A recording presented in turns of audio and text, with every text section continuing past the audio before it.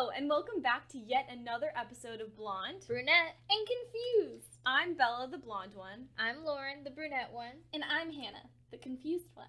Today, we're going to talk about, personally, the topic that I struggled most with going into college, love and relationships.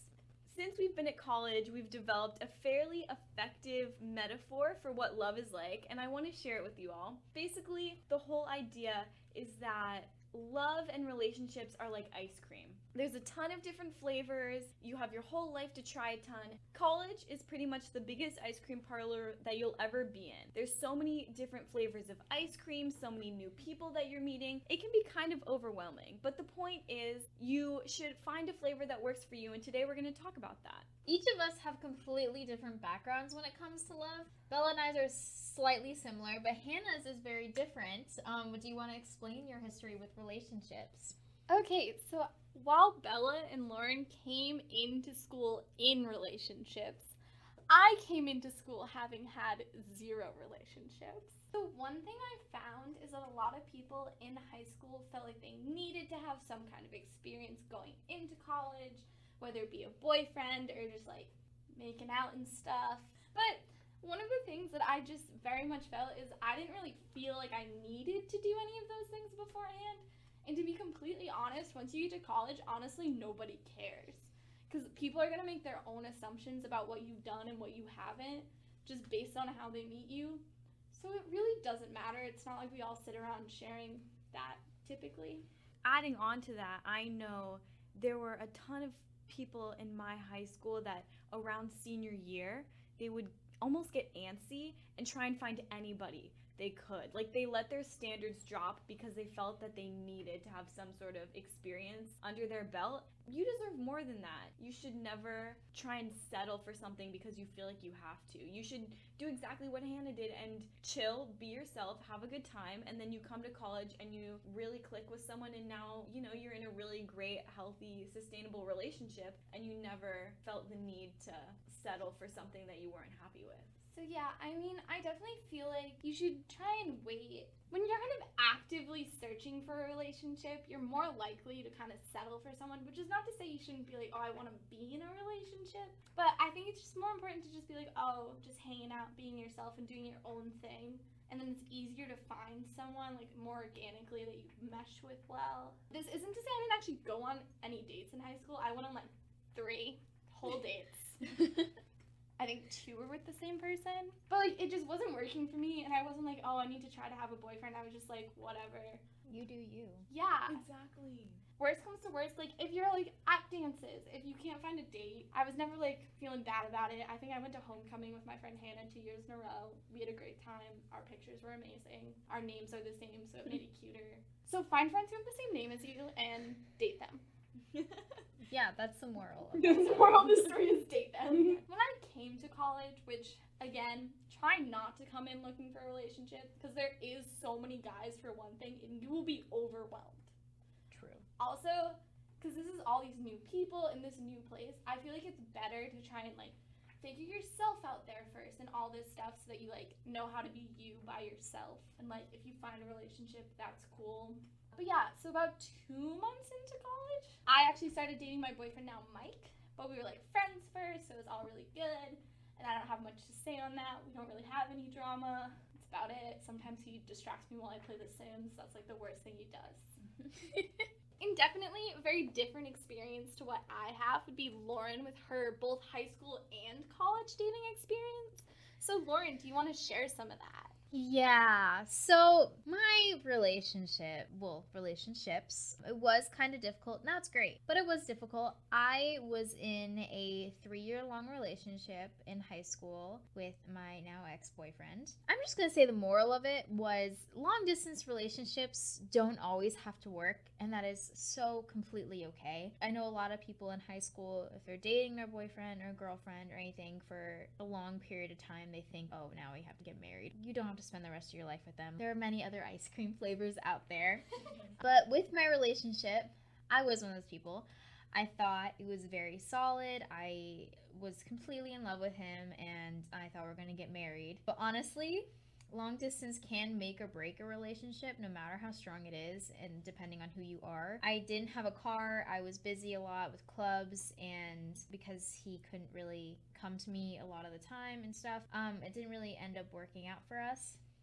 It was mostly because I ended up becoming interested in one of my best friends at the time, Seth, which you have heard his name because he's my boyfriend now. But I was interested in him in the end of the first semester, and I told my boyfriend at the time that I was, because our biggest thing was communication, and we just wanted to like let each other know what was happening, especially because we had long distance. And he told me, he's just like, either you lose the interest or lose the feelings, or we had to break up, which was completely fair. I completely understand. I would have been the same way if he did that. So a week went by. I still couldn't lose the interest in Seth, so we broke up. Obviously, because it was a 3-year-long relationship, it was very emotional because he was my first real boyfriend. But I think besides the long distance, the main thing that was kind of what separated us is because I moved from Connecticut to Long Island. I met a bunch of new people and that type of thing, but he still lives at home. He is still surrounded by the same people, the same atmosphere, same everything. And so I felt like I was growing and he was still kind of staying the same. And I think that what's also differentiated us. And I also think I was changing for the better though. But now, after we broke up, we haven't talked, and I'm pretty sure he hates me. He told everybody we worked with that I cheated on him, which was not true. And now he's gone back into really bad old habits that we both tried to get him to quit for 3 years, which is very sad. But I understand that was his first girlfriend and first love, and it's something that's hard to give up, especially when that's someone you're so used to being in your life for so long. I understand that he's still mad at me for it. It was a difficult and drama-ish time of my life, but after that happened and Seth and I talked, and now we're dating and we're happy and everything's great and I love him and I'm happy now. It was just kind of crazy for semester. I think the biggest thing that everybody can take away from that is you shouldn't feel guilty or bad if an old relationship you need to let it go. Yeah, absolutely. Everything will all fall into place. So even if you try and it doesn't work out, you'll move on to something and someone that's better for you in the long run. You know? So long distance can also work. You and your partner just have to make sure you both like set times to talk to each other, and it also helps if you're both going through kind of similar college experiences. But also, it's definitely not one of those things where beforehand you can be like, oh, it works or it doesn't, because it really depends on the people. Because for some people can definitely do long distance, but some people can't, and that's okay either way. Because we did FaceTime, we called, we did all those things. I think it's just we were both changing. Our paths weren't aligning anymore. Yeah, exactly. So it's not always meant to be, and that's totally fine no matter how much work you put into it, you know, at the end of the day. But if you are going to try, definitely would recommend that really strong open communication like you had, you know? Yeah, kind of like what Hannah said, you really don't know until you try. So, because I know there's people in high school who broke up before they went to college just because they knew that it wouldn't work. But I really think if you're in a strong relationship, you always should try it because it might end up working.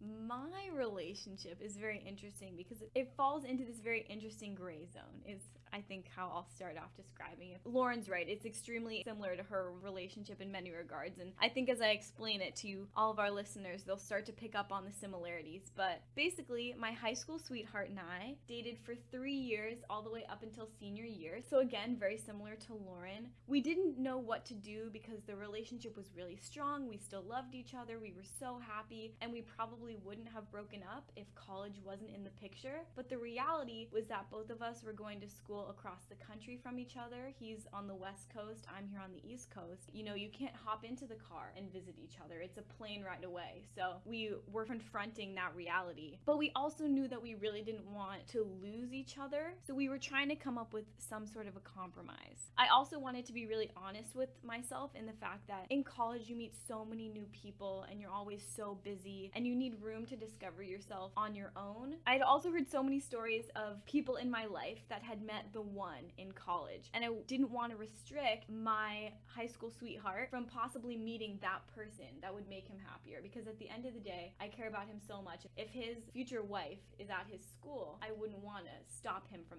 finding her. So in the end, we decided to open up our relationship, make it more relaxed, We knew we'd still love each other and be there for each other, but we could explore other people in college and do our own thing. So basically, open relationship.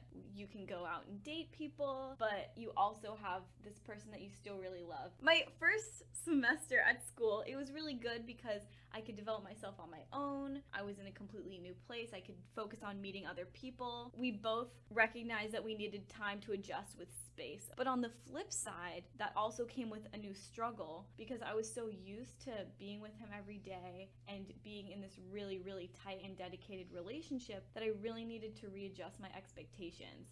If he got busy, I needed to recognize that I wasn't going to hear from him, and that got really hard. But it was about readjusting my expectations and understanding how our relationship was changing. And now, this second semester, after the hills and valleys of last semester, we've fallen into a much better and healthier balance. When I go home from breaks, and we're back together, it's like nothing has changed. We go on dates, but then I'm also free here at school to keep my mind open. And although I haven't really taken advantage of the open aspect of the relationship, I haven't gone on any dates, I haven't tried to pursue any, I think this setup has mostly been beneficial for decreasing the stress and pressure of the relationship. So I'm free to put myself first, and I don't have to feel guilty about that. And I'm also free to meet new people and have an open mind. But I think there are a couple things that make it work for me. I can never promise that this will work for you. I can never promise that it's even a good idea. A lot of people, it's kind of hard to understand. But first of all, we were really clear with expectations in any relationship. Lauren said it too, communication. So if you find yourself being drawn to someone new, you still have to be open about that, even though it's within your rights in the relationship, if that makes sense. We were really clear with our expectations. We asked a ton of what if questions. And then we also were really clear to schedule a check-in time.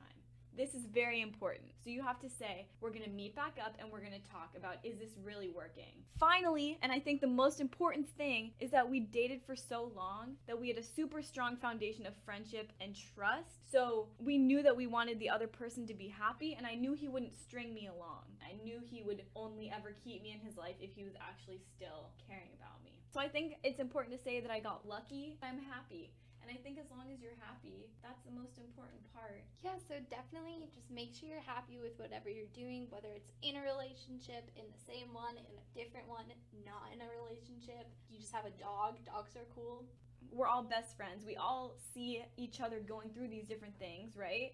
And so I think, first of all, it's super important to have people in your life that you can go to talk about these really complex situations that you might find yourself in. I know I'm pretty private with relationship-y things. If you feel like you don't want to talk to someone you've just met, like first semester I was kind of awkward about sharing stuff like that. So if you don't want to, or you just like don't have that kind of person, bother your siblings or like your friends from home. When Mike and I first started dating, I'm an extremely awkward person, so I'd have to call my sisters and she could be like, oh, you're dating, get over it. Just making sure you have someone to talk to about those things are so good. Yeah. And if you don't feel like you have anyone, you have to like look and kind of strengthen those bonds with someone else. Yeah. And it's definitely never like a burden to share that with someone. And I feel the same way that Bella did during my whole breaking out, because I didn't want to hurt anyone. Like that's never my intention. So like when I knew either way I was gonna hurt somebody, I really needed the support of you guys. So it was really helpful to have them around and help me through a very difficult time in my relationship. Another thing is sometimes you'll talk to people and they may not be that close to you and they just won't understand, and that's fine. You need to separate people that are trying to push their opinions on your relationship, and then you need to separate how you actually feel. But if your friend is telling you, hey, I think your well-being is at risk, that's advice that you should really, really take. Also with relationships, definitely take it at your own pace and don't let anyone else try and like pressure you into doing faster, or like if they're trying to compare their relationship to yours to force you to like be more like them or whatever, you're trying to say theirs is better, just ignore them because clearly they have their own issues going on. So just like kind of do your own thing. Take it at your own pace, prioritize your happiness. But as long as you have that mindset of, I want to do what's best for me while also respecting the other people involved, you know, that's the most important thing. Because, dude, love is complicated. Love is a battlefield. Love's an ice cream shop. But yeah, so to stay up to date on new episodes and a look behind the scenes, follow us at BBNC Pod on all social medias, Instagram, Twitter, Facebook, even Pinterest. It's also a great place to contact us, let us know what you think, and give us topics you want to discuss. Finally, share our podcast with anyone you think may be interested. Thanks so much for listening. You're all shining stars.